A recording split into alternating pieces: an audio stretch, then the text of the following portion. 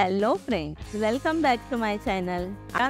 आज आपण ज्या देशाला भेट देणार आहोत तो जगातील सर्वात सुंदर देशांपैकी एक आहे. भारताचा शेजारी आणि निसर्गाच्या सर्वात जवळचा देश हा दक्षिण आशियातील आयलंड देश आहे. हिंदी महासागरात स्थित आहे आणि तुम्हाला माहिती आहे का, या देशाला the pearl of Indian ocean असेही म्हटले जाते. या देशात तुम्हाला समुद्रांपासून जंगलापर्यंत, डोंगरांपासून पठारापर्यंत सर्व काही पाहायला मिळेल. या देशातील विलक्षण लँडस्केप, प्राचीन समुद्रकिनारे, काही भव्य हिल स्टेशन आणि येथील संस्कृती आणि वारसा यामुळे हा देश पर्यटकांना अनेक वर्षांपासून आकर्षित करत आहे. आज आपण ज्या देशाची माहिती घेणार आहोत त्या देशाशी आपले नाते आजचे नाही तर लाखो वर्षांपूर्वीचे आहे. होय, आज आपण भारताचा शेजारी श्रीलंका देशाला भेट देणार आहोत. मित्रांनो, श्रीलंका देश हा सर्व बाजूंनी समुद्राने वेढलेला आहे. देशाची एकूण लोकसंख्या जवळपास 2,20,00,000 आहे. या देशात चहा आणि दालचिनीचे उत्पादन मोठ्या प्रमाणावर होते. येथे सिंहली भाषा ही श्रीलंकेची ऑफिशियल लँग्वेज असल्याने येथे बोलली जाणारी सर्वात मोठी भाषा आहे. चला तर आज या देशातील कॅन्डी, सिगिरिया, बेंटोटा आणि कोलंबो ही देशातील काही प्रसिद्ध पर्यटन स्थळांची आपण माहिती घेऊया. श्रीलंकेतील या प्रसिद्ध पर्यटन स्थळांना भेट देण्यासाठी सर्वोत्तम काळ म्हणजे डिसेंबर ते एप्रिल हा आहे. कारण या काळात हवामान शांत असेल आणि पावसाची शक्यता फारच कमी आहे. आता इतर देशांमधून जर श्रीलंकेला पोचायचे असेल तर तुम्हाला आधी कोलंबोच्या बंदर नायकी आंतरराष्ट्रीय विमानतळावर पोचावे लागेल आणि तेथून तुम्हाला तुमच्या डेस्टिनेशनला पोचण्यासाठी आरक्षित कॅब किंवा टॅक्सी घ्यावी लागेल. देशातील काही ठिकाणाहून दुसऱ्या ठिकाणी जाण्यासाठी तुम्ही ट्रेन, बस किंवा कारनेही प्रवास करू शकता.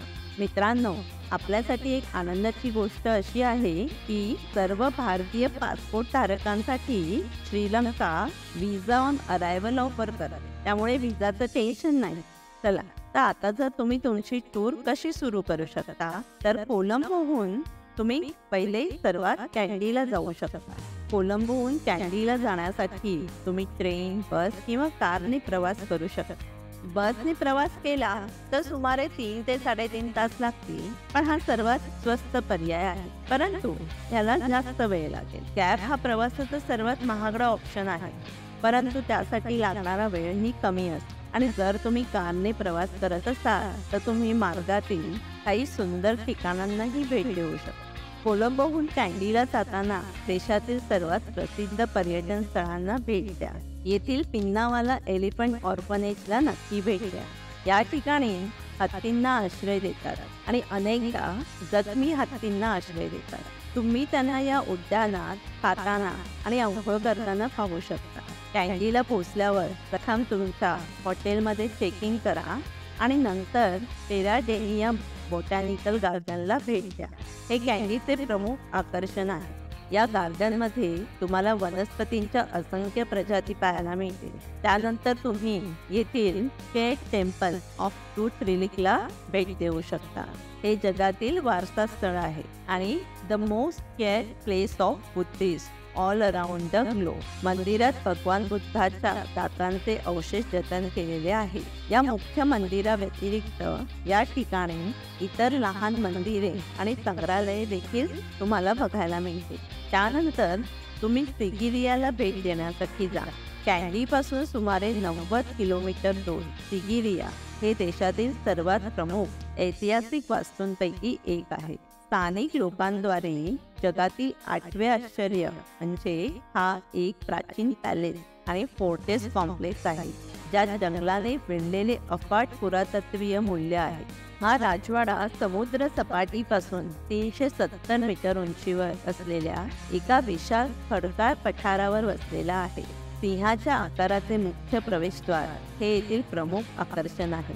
या किल्ल्याच्या माथ्यावर जाण्यासाठी तुम्हाला 1200 पायऱ्या चढाव्या लागतात. तिथे पोहोचल्यावर तुम्ही शहराचे सुंदर दर्शन घेऊ शकता. तिथून कॅन्डीला परत येताना कॅन्डी तलावाला नक्की भेट द्या. या 2 ठिकाणांना भेट दिल्यानंतर तिसऱ्या दिवशी तुम्ही कॅन्डीहून बेंटोटाकडे जाऊ शकता. बेंटोटा हे देशाचे गोल्डन सँड बीच शहर आहे. येथे तुम्ही प्रिस्टीन समुद्र किनाऱ्यावर फेरफटका मारू शकता आणि समुद्राच्या ताजेपणाचा आनंद घेऊ शकता.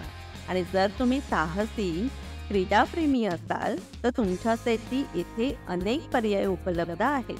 या समुद्र किनाऱ्यावर आरामात दिवस घालवू शकता.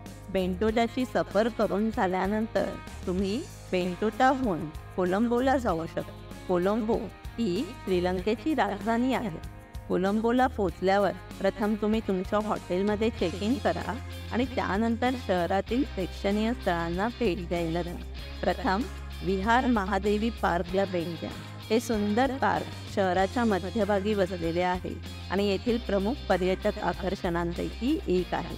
त्यानंतर इंडिपेंडन्स स्क्वेअरला भेट द्या, जे शहराचे हिस्टॉरिकल लँडमार्क आहे आणि एक संगमरवरी वास्तुशिल्प आहे. यानंतर गेलेस वेस्ट ग्रीन हे कोलंबोच्या किल्ल्याच्या परिसरात असलेले एक सुंदर बीच पार्क आहे. या समुद्र किनाऱ्याभोवती फिरण्याचा आनंद घ्या. आणि मित्रांनो, ह्या सगळ्या पर्यटन स्थळांना भेट दिल्यानंतरही जर तुमच्याकडे वेळ असेल तर तुम्ही केलनिया राजा महाविहार, गंगा रामायण मंदिर आणि कोलंबोच्या राष्ट्रीय संग्रहालयाला नक्की भेट द्या. या सहलीचा आनंद घेण्यासाठी ही उत्तम ठिकाणे आहेत. श्रीलंकेमध्ये तुम्हाला राहण्यासाठी सर्व ठिकाणे तुम्हाला लक्झरी तसेच विविध बजेट रेंजसह बजेट हॉटेल्स मिळू शकतात. इथल्या बहुतेक हॉटेल्समध्ये ऑनलाईन बुकिंगची सुविधा आहे आणि हॉटेलचे शुल्क सुमारे 2200 रुपयांपासून सुरू होते. तर मित्रांनो, आपल्या शेजारील श्रीलंका या देशाला नक्की भेट द्या, कारण श्रीलंकेची टूर ही बजेटमध्ये देखील आहे आणि विजाचं कुठलंही टेन्शन नाही. तर मित्रांनो, तुम्हाला ही जर माहिती आवडली असेल, हा व्हिडिओ आवडला असेल तर व्हिडिओला नक्की लाईक आणि शेअर करा. धन्यवाद.